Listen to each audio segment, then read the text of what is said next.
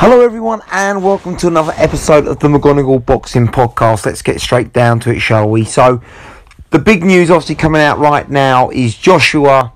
Will he, won't he? Step aside, don't step aside. 15 million reasons why he should.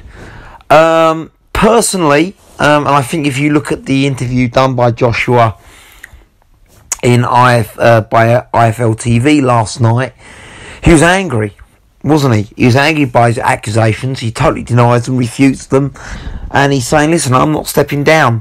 But, and I believe him. I do believe him. But at the same time, there's no smoke without fire a lot of the time. Someone, somewhere, and listen, I know mainstream media stir things. I know they're not always right.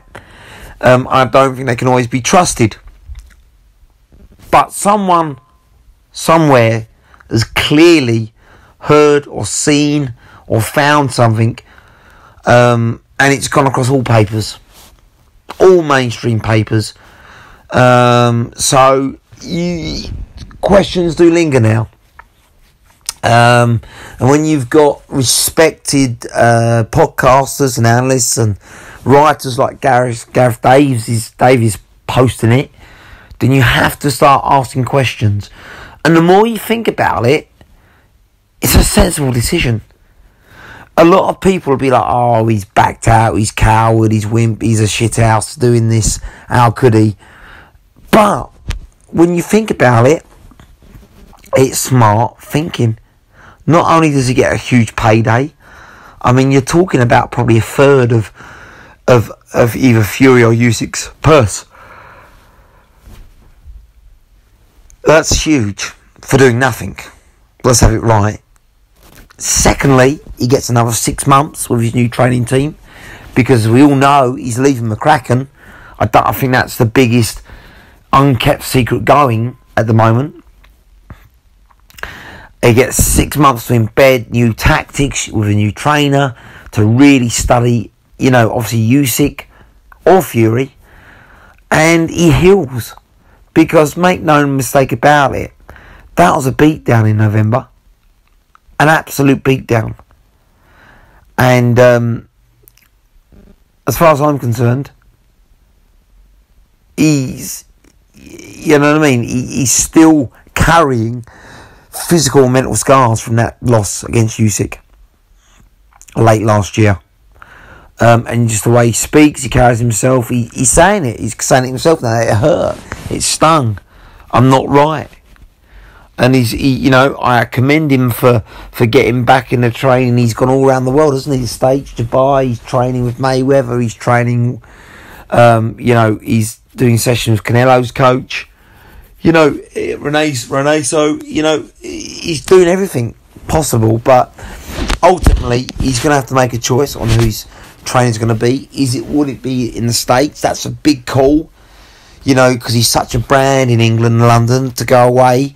Obviously he's got commercial commitments and deals. Can he really go out of England, for 3, 4, 5 months without being pulled back?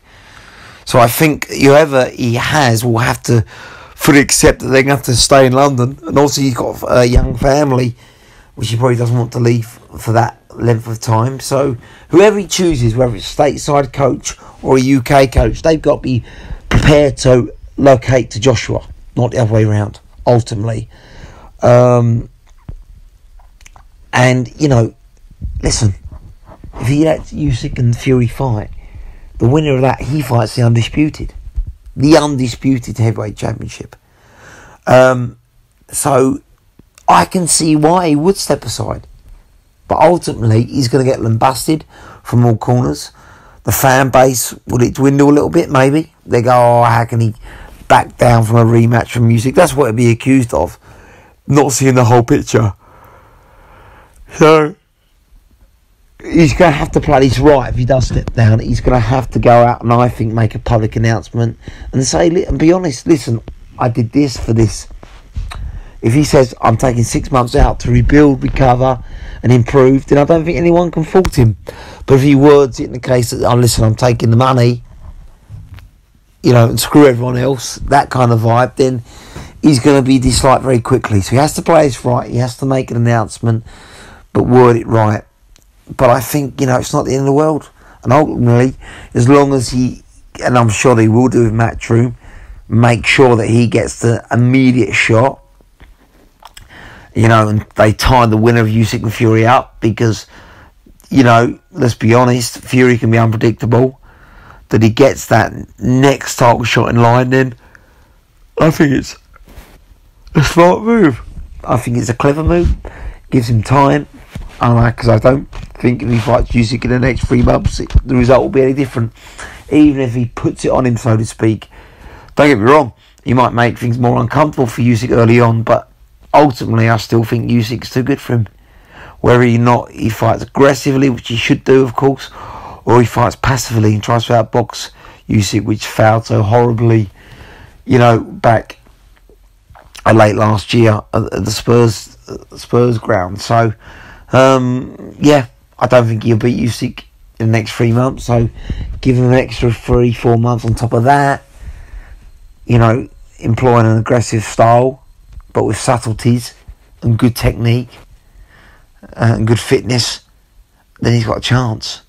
It's smart play by Joshua, but ultimately he says it's not going to happen. He's going to get straight into that immediate rematch, which I don't think is the best port of call, but if he does, then at least he gets people's respect.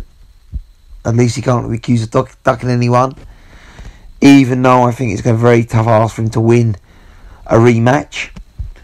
It's extremely hard for him within the next 3 months, but listen, that's what he's saying. So we have to get behind him, support him. But time will tell what exactly happens. Time never lies. And we'll certainly see in the next couple of months just what Joshua will do.